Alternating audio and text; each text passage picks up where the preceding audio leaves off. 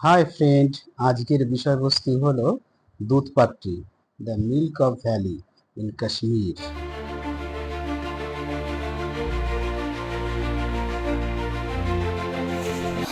আজ আমরা শ্রীনগর থেকে একটা নতুন অফবিট সেন্টার দুধপাট্রি, যে জায়গাটা আসলে পাহাড়ের উপর দিয়ে বয়ে যাওয়া নদীতে যে একটা জলের স্রোতের ফলে হয়তো কোনো একটা কেমিক্যাল রিয়াকশানও হতে পারে, টোটাল জলটাকে দুধের মতন মনে হবে।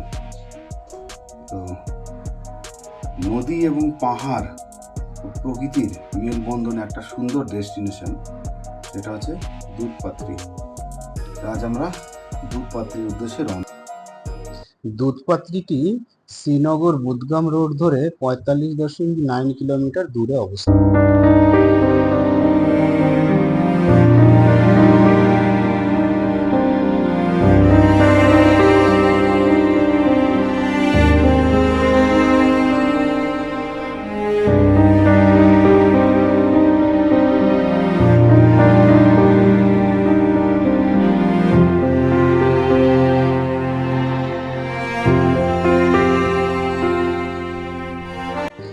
জম্মু কাশ্মীর যদি আপনি বেড়াতে আসেন এবং আপনার হাতে যদি একটা দিন এক্সট্রা থাকে, তাহলে অন্যতম বেস্ট একটা অফবিট সেন্টার হলো এই দুধপাত্রি।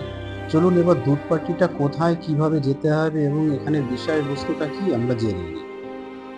দুধপাত্রি, যেটির উর্দু উচ্চারণ হচ্ছে দুধ পাত্রি এবং কাশ্মীরি উচ্চারণ হচ্ছে দধি পাত্রি, হলো ভারতের জম্মু কাশ্মীরের বুদগেম জেলার খান সাহিব তহসিলে অবস্থিত একটি পর্যটন কেন্দ্র এবং একটি পাহাড়ি স্টেশন, যেটি সমুদ্রপৃষ্ঠ থেকে 3,730 মিটার অর্থাৎ 8,960 ফুট উচ্চতায় অবস্থিত।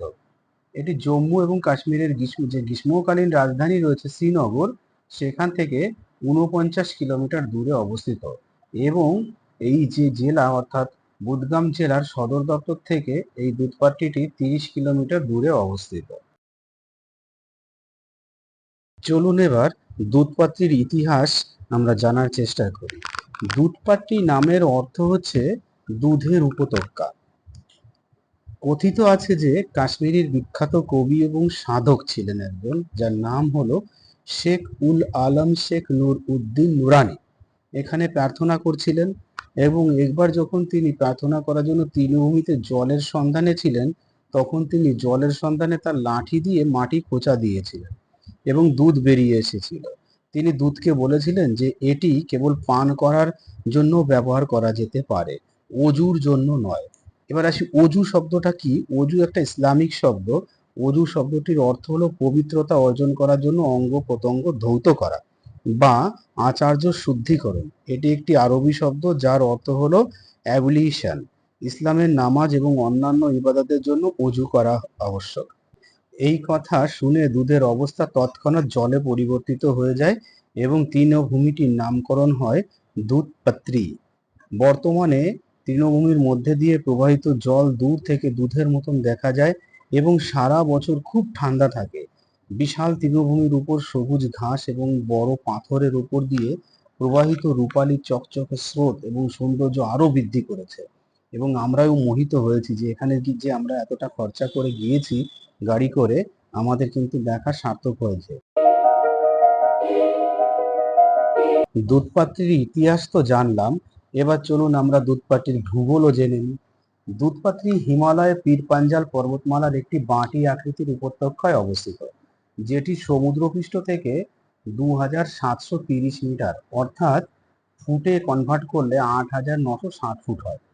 এটি একটি আলপাইন উপত্যকা বা তুষারাবৃত পাহাড় এবং পাইন দেবদারু তৃণভূমিতে ঢাকা। প্রাকৃতিক তৃণভূমি যা শীতকালে তুষারে ঢাকা থাকে, বসন্ত এবং গ্রীষ্মকালে ডেইজি ফুলে সম্পূর্ণ জায়গাটা পরিপূর্ণ হয়ে থাকে এবং বাটার কাপের মতন বন্য ফুলেরও জন্ম নেয়।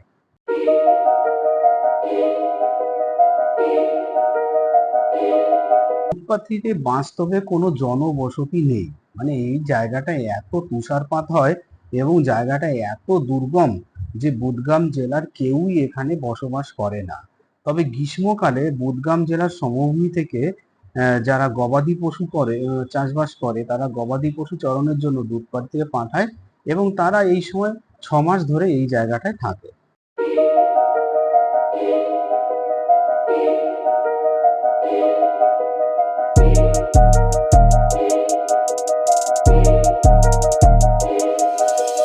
বুদগাম জেলায় অর্থাৎ দুধপাত্রী যাওয়ার সময় এখানের একটা ফেমাস খাবার রয়েছে, যেই খাবারটার নাম হলো মাক্কি কা রুটি। এই মাক্কি রুটি খাওয়ার জন্য আমরা একটা ধাবার পাশে এসে দাঁড়িয়েছি। চলুন দেখা যাক এখানটায় কি কি খাবার পাওয়া যায়। প্রথম যেটা দরকার ছিল আমাদের, সেটা শরীরকে একটু তাপ নেওয়া, কারণ এই এরিয়াটা ভীষণ ঠান্ডা। তাই আমরা যেই ধাবাটার পাশে এসে এসে দাঁড়িয়েছি, তাদেরকে বললাম একটু আগুনের ব্যবস্থা করতে। তারা সবসময় আগুনের ব্যবস্থা করে। আমরা প্রথমে একটু আগুনে নিজেদেরকে ছেঁকে নিলাম।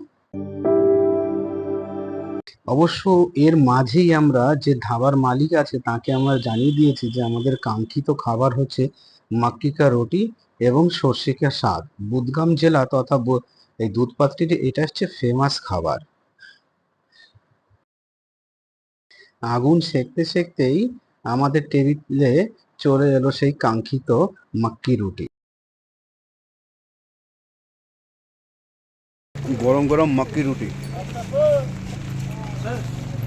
প্রতিটা টেবিলে ছিল 2 পিস করে মাক্কি রুটি, সর্ষের শাকের একটা শাক এবং একটা ওখানকার লোকাল আচার।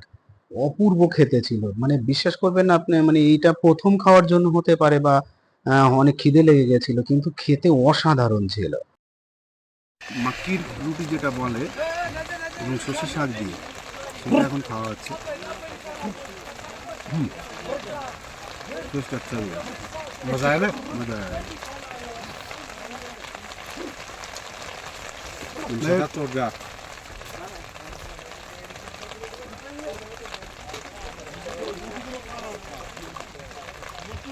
হ্যাঁ, দুধপাট্টি যারা বেড়াতে আসবেন, রাস্তায় কিন্তু অবশ্যই আপনারা এই মাক্কি কা রুটি এবং সর্ষে কা শাক এবং এখানকার যে লোকাল পিকেল আছে অর্থাৎ আচারটা রয়েছে, একবার ট্রাই করবেন, দারুণ লাগবে।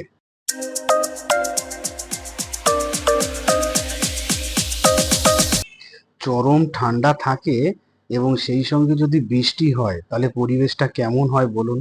তো আমরা এই যেদিন এখানটায় যাই, যাবার পথে ঠিক এইরকম একটা সিচুয়েশনের সম্মুখীন হই। যেমনি বৃষ্টি হচ্ছিল তেমনি ঠান্ডা ছিল।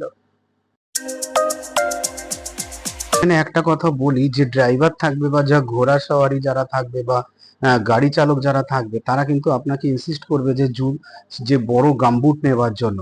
কিন্তু এখানকার যা বরফের স্তর, যে ইয়েটা লেভেলটা যতটা মোটা, ওর জন্য কিন্তু এই জুতোরও দরকার নেই এবং জ্যাকেটেরও দরকার নেই। গাড়িটায় করে আপনি আসবেন, সেই গাড়িটা কিন্তু দুধপাড়ি পর্যন্ত নেবে না। এখান থেকে আপনাকে এটিভি ভাড়া করতে হবে, যেটির ভাড়া 500 থেকে 1500 টাকার মধ্যে।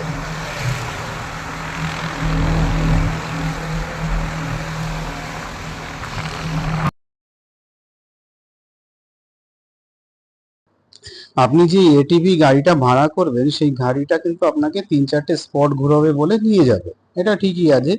কিন্তু মূল যেটা জায়গা, সেটা হচ্ছে সারুগঙ্গা। ওই জায়গাটায় আপনি যতটা সময় পারবেন ওই জায়গাটায় কাটানো। বাকি যে স্পটগুলো বলবে আপনাকে, যেমন এই যে যে দেখা যাচ্ছে, এই এরিয়াটাকে থামিয়ে বলবে যে এটা কাশ্মীর ভ্যালি। দেখতে যথেষ্ট ভালো, ঠিক আছে, কিন্তু এর থেকে অনেক ভালো শালুগঙ্গা। অর্থাৎ শালুগঙ্গাতে যতটা পারেন আপনি সময় কাটান।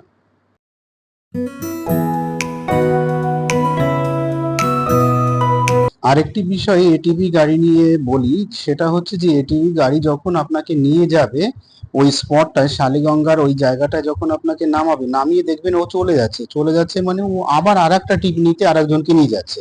এটা নিয়ে ঘাবড়ানোর কিছু নেই বা তার সঙ্গে বচসায় জড়ানোরও কোনো দরকার নেই, কারণ ও আপনাকে 1 ঘন্টা টাইম দিক বা 1.5 ঘন্টা টাইম দিক, যে টাইমটা বলবে সেই টাইমটাই কিন্তু আপনাকে এসে নিয়ে যাবে। কোনো রকম ভুল ত্রুটি হবে না। ট্যাক্সি স্ট্যান্ড থেকে এটিভি রাইড আপনাকে প্রায় 2 কিলোমিটার রাস্তা অতিক্রম করতে হবে। রাস্তার কন্ডিশনটা মোটামুটি খুব ভালো নয়, তবে এই এটিভি ড্রাইভারগুলো কিন্তু খুব জোরে গাড়ি চালায়। ভয় পাবার কিছু নেই, একটু ধরে বসে থাকতে হবে। ডান দিকে যে গেটটা দেখা যাচ্ছে, এই গেটের এখানটা থেকে ঢুকে আর একটা ভিউ পয়েন্ট রয়েছে, এরকমই ভিউ পয়েন্ট, কিন্তু মূল ভিউ পয়েন্ট হচ্ছে শালিগঙ্গা। টিভি থেকে নেমে এবার এই পায়ে হাঁটা রাস্তা ধরে পাথরের মাঝখান দিয়ে শালিগঙ্গার ওখানটায় পৌঁছাতে হবে। এই জায়গাটায় প্রচুর বরফ পাবেন আপনি, তবে বরফের भैया इस লেয়ারটা पॉइंट का এমন नाम বেশি क्या है? নয় যে আপনাকে গাম্বুট দরকার হবে। একটু शालीगंगा। ভালো কোয়ালিটির শুজ হলেই হবে, যেটা স্লিপ যাতে না করে সেটা একটু খেয়াল রাখতে হবে, কারণ রাস্তা তো 0 এবড়ো पॉइंट कहाँ খেবড়ো है আর वो? পাথরের वो উপর आगे है দিয়ে सर। হেঁটে যেতে হয়। मेन स्पॉट वही है, अगर वहाँ जाओगे ना सर, गुलमर्ग सोनमर्ग में घूम के आए ना पूरे कश्मीर में। যেহেতু এই স্থানটা নতুন একটা অফবিট ডেস্টিনেশন, তাই এখনো পরিকাঠামো দিক দিয়ে মানে একদম সুপার কোয়ালিটি বলা চলে না। রাস্তাটা যতটা পিচ্ছিল আছে এবং খাড়াই রাস্তা, যখন নিচের দিকে নামা হবে তখন নিচের দিকে, এবং যখন ওপরের দিকে ওঠা হবে তখন একটু খাড়াই হয়। আর রাস্তাটা যখন শেষ হয়ে যায়, মানে নদীটা যেখান থেকে শুরু হয় সেখানে শুধু পাথর, রাস্তা বলতে কিছুই নেই, ওই পাথরের ওপর দিয়েই আপনাকে হেঁটে যেতে হয়। তাই বাচ্চা থাকলে এবং বয়স্ক লোক থাকলে অবশ্যই একটু সাবধানতা অবলম্বন করতে হবে।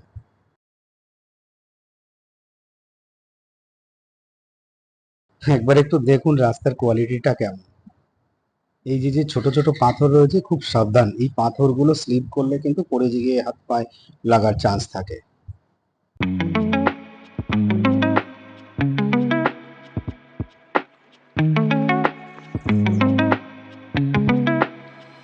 জায়গাটা সত্যি মনোরম জায়গা, চারদিকে শুধুমাত্র পাইন গাছের ঝাউয়ের বন, এবং তার মাঝখান থেকে নদীটা বয়ে গেছে। নদীর চারপাশ দিয়ে যখন প্রচন্ড ঠান্ডা থাকে, তুষারপাতের ফলে সেই বরফগুলো জমে একদম স্নো হোয়াইট হয়ে থাকে, দারুণ লাগে দেখতে। এই ডেস্টিনেশনটা নতুন হলেও মানুষ এখন এই জায়গাটায় খুব যাচ্ছে, এবং যাওয়ার যথেষ্ট যথার্থতা আর রয়েছে, কারণ দেখবার মতন একটা নতুন জায়গা।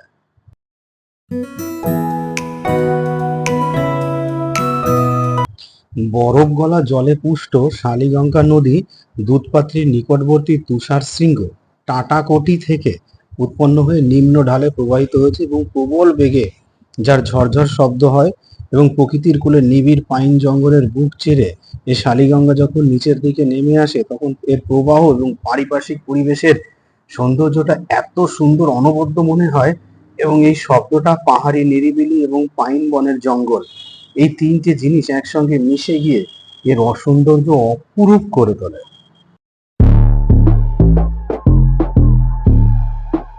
সেলফি প্রেমী এবং রিলস প্রেমীদের জন্য এই জায়গাটা কিন্তু দারুণ, এবং এখানে ছবি তুলতে আপনার মন চাইবেই চাইবে।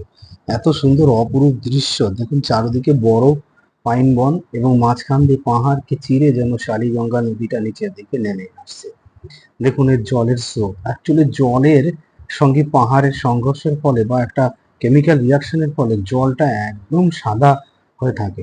দেখে মনে হবে যেন পাহাড়ের কোল থেকে যেন দুধ বয়ে আসছে, এবং তার পাশে যে বরফগুলো জমে থাকবে, বরফগুলো দেখলে মনে হবে যেন দুধের ফেনা চারিদিকে ছড়িয়ে আছে। এই যে যে নদীর বয়ে যাওয়া শব্দ, যেমন দীঘায় গেলে বা কোনো সমুদ্র ডেস্টিনেশনে গেলে সমুদ্রের স্রোতের শব্দ, তেমন এই নদীর পাশে বসে থেকে এই শব্দটাকেই অনবদ্য লাগে। অনেকটা সময় এবড়ো খেবড়ো এই রাস্তা ধরে অতিক্রম করে আমরা এবার একটু বসে নিলাম নদীর পাশে, নদীর এই স্রোতের শব্দ শোনার জন্য, এবং এই জায়গাটাকে উপভোগ করলাম।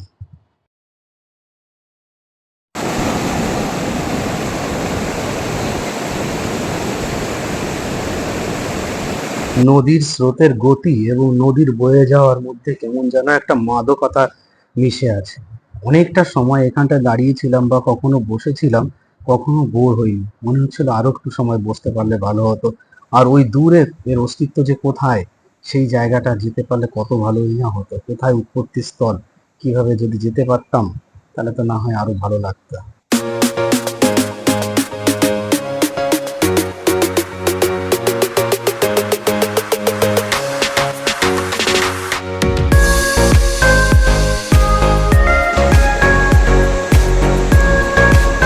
অনেক সময় ধরে নদীর সৌন্দর্য উপভোগ করে এবং কখনো বসে বা কখনো দাঁড়িয়ে আমরা বিদায় জানাই দুধপাত্রীকে।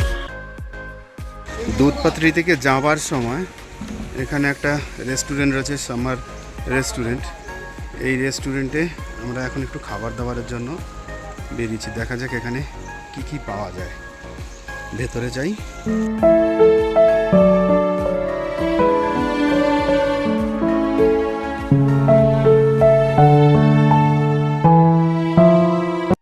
এখানে একটা বসবার জায়গার করা হয়েছে, যারা নিচে বসে খেতে চান তারা এই জায়গায় বসতে পারে। এই যে রেস্টুরেন্টটা, রেস্টুরেন্টের মেনু চারটা একবার একটু দেখে দিই।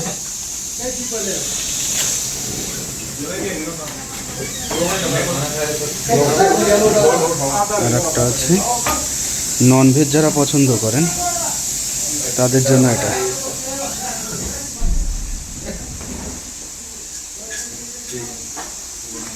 কিচেনটা এদিকটায় রয়েছে।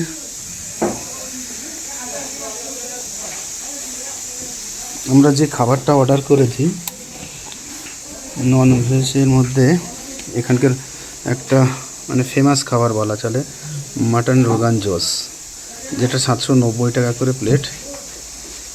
আর এর সঙ্গে আপনি ডাল নিতে পারেন বা যা ওকে মেনুর মধ্যে নিতে পারেন। এখানে ডালের আইটেমগুলো এখানটায় রয়েছে, বয়েলড এগ সবই পাওয়া যাবে।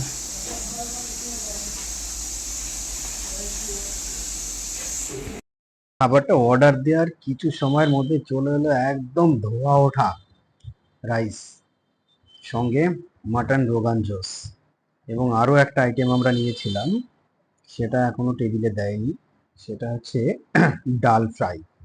আর মাটন রোগান জোস, ডাল ফ্রাই আর প্লেন রাইস।